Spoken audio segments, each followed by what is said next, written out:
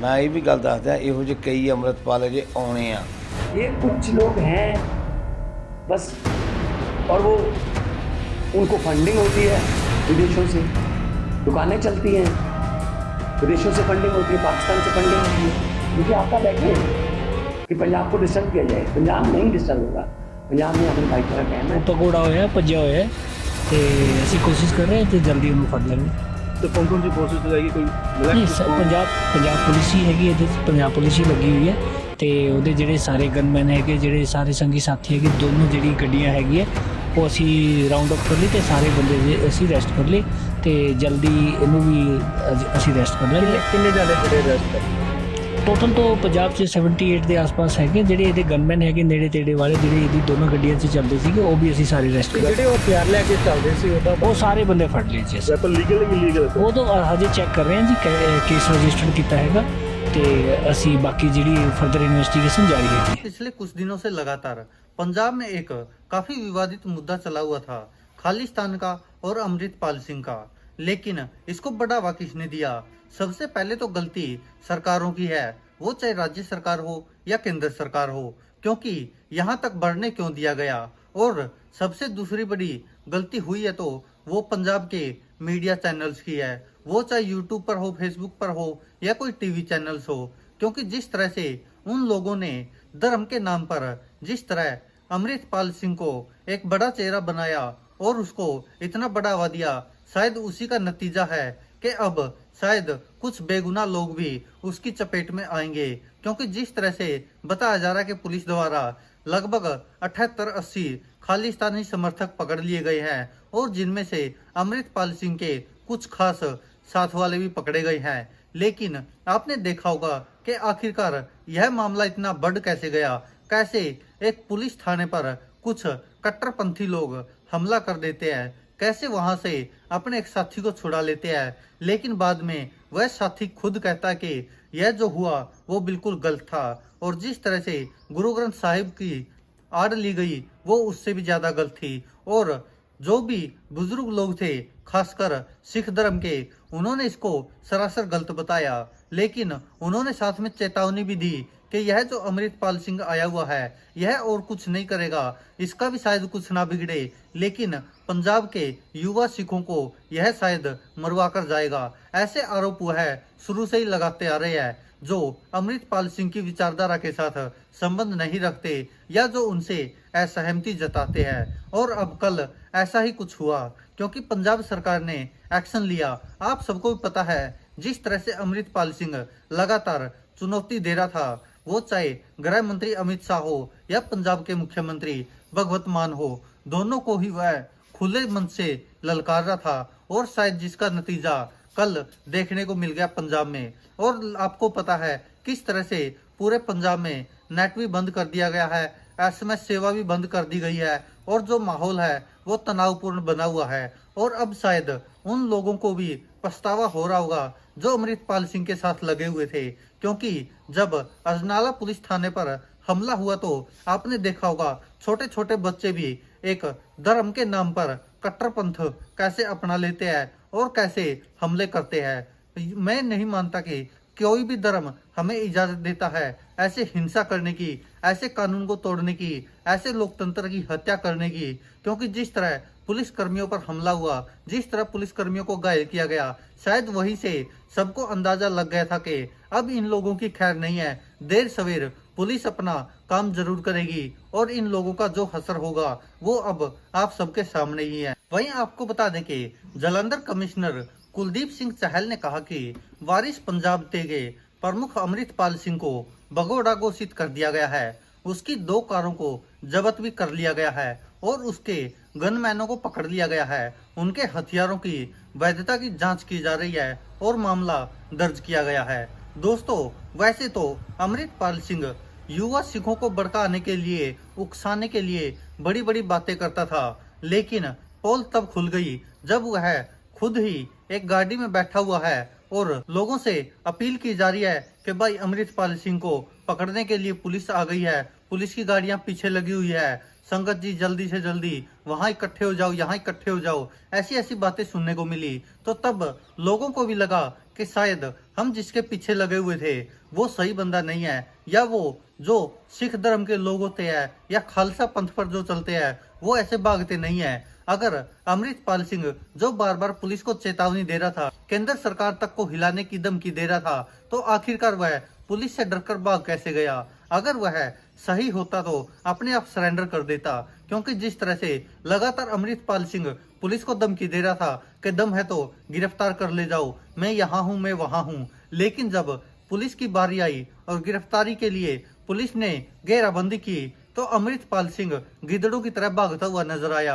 अमृतपाल सिंह के साथ साथ उसके अन्य साथी भी भागते हुए नजर आए और गिरफ्त में आए तो वो लोग जो उसके पीछे अंधे होकर लगे हुए थे।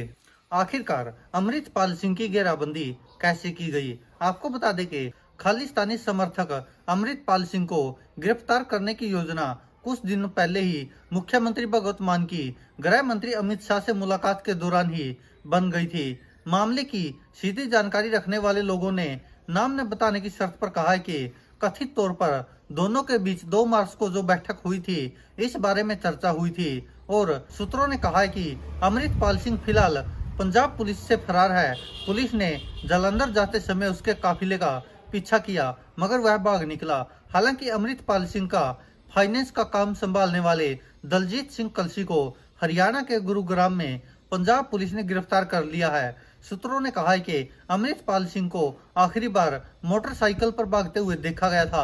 आपको बता दें कि अमृतपाल सिंह सशस्त्र गार्डों के साथ घूमता है और उसके समर्थक खालिस्तानी अलगाववादी आतंकवादी जर्नैल सिंह भिंडरावाले का जिक्र करते हुए भिंडरावाले 20 कहते हैं, लेकिन जिस तरह वह कभी गाड़ी में भागता हुआ नजर आया, कभी मोटरसाइकिल से भागता हुआ नजर आया, तो अमृतपाल सिंह के उन दावों को भी पोल खुल गई जो वह बड़े बड़े दावे कभी लाइव स्टेज से कहता था, तो कभी जो लोगों को इकट्ठा करके भीड़ इकट्ठी की जाती थी, कभी किसी गुरुद्वार से संबोधित करता था, तो कभी कहीं से। और यह बातें हम नहीं कह रहे, बल्कि पंजाब के ही बहुत सारे सिख जो बुजुर्ग सिख है वो बार बार मीडिया के सामने आ रहे हैं और वह शुरू से ही कहते आ रहे हैं कि पंजाब के युवाओं को बचा लिया जाए, क्योंकि यह विदेशी ताकतों से सेट किया हुआ बंदा है और पंजाब का माहौल खराब करने के लिए ही इसको पंजाब भेजा गया है। दोस्तों, आपको बता दें कि पंजाब पुलिस ने बकायदा एक ट्वीट कर कहा है कि 78 खालिस्तान समर्थकों को पकड़ लिया गया है। और अब जिस तरह से आपको भी पता है कि पहले केंद्र ने शनिवार को पंजाब में अतिरिक्त बल भेजा था, शुक्रवार को राज्य में G20 की बैठक समाप्त होने के बाद खालिस्तानी नेता को गिरफ्तार करने की योजना थी। इसका इशारा पंजाब के मुख्यमंत्री के ट्वीट से भी मिला था। पंजाब के मुख्यमंत्री ने 2 मार्च को ट्वीट किया था कि उन्होंने गृह मंत्री से मुलाकात की है और राज्य और केंद्र दोनों कानून व्यवस्था के मुद्दे पर मिलकर काम करने पर सहमत हुए हैं। आखिरकार अमृतपाल सिंह इतना फेमस कैसे हुआ और कैसे वह दुबई में एक ट्रक ड्राइवर होता था और कैसे पंजाब देव वारिस नाम का एक संगठन था जिसको पहले एक्टर दीप सिद्धू चलाते थे, जो कि लाल किले पर सिखों का एक झंडा फहराने के बाद विवादों में आए थे किसान आंदोलन में, जब 26 जनवरी को उन्होंने झंडा फहराया था। हालांकि बाद में उनकी एक्सीडेंट में मौत हो गई थी और उसके बाद अमृतपाल सिंह दुबई से पंजाब आता है और वह अपने आप को वारिस पंजाब दे का प्रमुख घोषित कर लेता है और वह अमृतपान का संचार करने लगता है और साथ ही लोगों को भड़काने का भी काम करता है, जिसके बाद अमृतपाल सिंह के साथ धीरे धीरे युवा जुड़ने लगे और यह युवा इतने हो गए कि अमृतपाल सिंह को शायद ऐसा लगने लगा था कि अब सरकार के साथ वह सीधी टक्कर ले सकता है। हालांकि 1984 के दंगों से पीड़ित लोगों ने पहले ही आगाह किया था लोगों को कि इससे बचकर रहो, यह या तो केंद्र सरकार द्वारा सेट किया गया एजेंट है या फिर किसी विदेशी ताकत का एजेंट है। आपको बता दें कि अमृतपाल सिंह ने जो जो बातें कही थी उन सब से भागता हुआ नजर आया, क्योंकि अमृतपाल सिंह जिस तरह कभी गाड़ी से कभी बाइक से भागता हुआ दिख रहा है और उसके समर्थक और उसके साथी जो कभी खेतों से पुलिस से भागते छुपते फिर रहे हैं, तो इससे आप खुद अंदाजा लगा सकते कि अमृतपाल सिंह कैसा और क्या था। दोस्तों, अगर NDTV की रिपोर्ट की माने तो अमृतपाल सिंह को वापस भारत भेजने के पीछे पाकिस्तान की खुफिया एजेंसी ISI का दिमाग है, जिसका उद्देश्य है विदेशी सिख अलगाववादियों की मदद से पंजाब में एक बार फिर आतंकवाद को पुनर्जीवित करना है। अधिकारियों ने यह बात कही है कि उन्होंने बताया कि करीब 30 साल का अमृतपाल सिंह दुबई में एक ट्रक ड्राइवर था, जिसके बाद आईएसआई ने भारत से बाहर स्थित खालिस्तान समर्थकों की मदद से उसे चरमपंथी बनाया ताकि वह पंजाब को फिर से आतंकवाद के काले दिनों में धकेल सके। केंद्रीय गृह मंत्री अमित शाह और पंजाब के मुख्यमंत्री भगवंत मान को धमकी देते हुए यह कट्टरपंथी सिख उपदेशक खुलेआम भारत से अलगाववाद और खालिस्तान बनाने के बारे में बयान दे रहा था। साथ ही उसने पूर्व प्रधानमंत्री इंदिरा गांधी और मुख्यमंत्री बेअंत सिंह के बारे में बात की, जिनकी आतंकवादियों ने हत्या कर दी थी। अब दोस्तों स्थिति ये हो चुकी है कि अमृतपाल सिंह तो अब तक छुपा हुआ घूम रहा है, कहीं पर पंजाब पुलिस को मिला नहीं है, ऐसा न्यूज एजेंसियां कह रही है। लेकिन कुछ लोग ये भी अंदेशा जता रहे हैं कि हो सकता है अमृतपाल सिंह पुलिस के ही कब्जे में हो और उसको नजरबंद कर दिया गया हो, क्योंकि अंडरग्राउंड करना पुलिस के लिए कोई बड़ी बात नहीं है। और हो सकता है कि यह जानबूझकर किया जा रहा हो। जिस तरह अमृतपाल सिंह को एक बड़ा चेहरा बनाया गया पंजाब का और सिखों का, उसके पीछे भी बताया जा रहा है कि एजेंसियों का हाथ हो सकता है या सरकार का भी हाथ हो सकता है। ऐसे आरोप कुछ लोग लगा रहे हैं सोशल मीडिया पर, जिनका कहना है कि पहले सिखों का एक बड़ा चेहरा सामने रखा गया और अमृतपाल सिंह को तब तक उड़ने दिया गया जब तक कि वह पंजाब का या सिखों का सबसे बड़ा चेहरा ना बन जाए, और जब वह पूरी तरह से परिपक्व हो गया और लोगों को लगने लगा कि हाँ, अगर पंजाब में या सिख धर्म में अगर कोई अगुवाई करने वाला नेता है तो वो सिर्फ अमृतपाल सिंह ही है, ऐसा बनाकर अब उसको कुचल देने की बारी आ गई। जिसके बाद अब ना तो कोई खालिस्तान की मांग उठाएगा और ना ही उन बंदी सिंहों की रिहाई की कोई बात करेगा जिनको छुड़ाने के लिए बार बार मोर्चे लग रहे थे। जिस तरह से अब अमृतपाल सिंह छुपता हुआ पुलिस से भागता हुआ नजर आ रहा है, उसके बाद लोगों का ये वहम भी निकल गया कि कोई सरकार से टकरा सकता है या कोई पुलिस से टकरा सकता है। अगर सरकार या अगर पुलिस चाहती तो क्या अजनाला की घटना के दौरान ही अमृतपाल सिंह को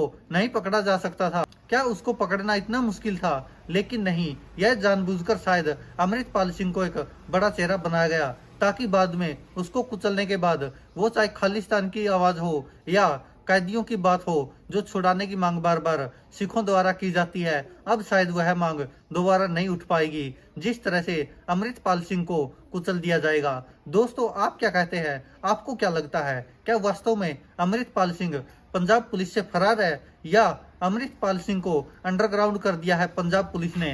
हो सकता है बाद में जिस तरह से योगी सरकार वाला एक्शन भी हो जाए, क्योंकि जिस तरह विकास दुबे को पहले पकड़ा गया, फिर उसकी गाड़ी पलटी गई, फिर उसको वहां से भगाया गया और फिर उसका एनकाउंटर कर दिया गया। क्या पंजाब पुलिस भी उसी राह पर चल रही है? हो सकता है जिस तरह अमृतपाल सिंह को दिखाया गया है, मीडिया में खबरें आई है कि अमृतपाल सिंह कैसे पुलिस से बचता हुआ भाग रहा है, अब हो सकता है कि दिखाया जाए कि अमृतपाल सिंह ने पुलिस वालों पर हमला करने की कोशिश की। हो सकता है एक आध पुलिस वाले को गोलियां भी लगा मार दी जाए और हो सकता है कि बाद में अमृतपाल सिंह का एनकाउंटर कर दिया जाए और उसको खत्म कर दिया जाए, जिससे खालिस्तान की मांग भी दब जाएगी। और जो आतंकवादी जिन्होंने बेअंत सिंह की हत्या की थी, जो उस साजिश में शामिल थे, उन बंदी सिंहों को भी शायद छुड़ाने की कोई बात दोबारा नहीं करेगा। दोस्तों, इस पर आप क्या कहते हैं? अपनी राय कमेंट बॉक्स में जरूर दीजिएगा। धन्यवाद। देखते रहिए सच की आवाज।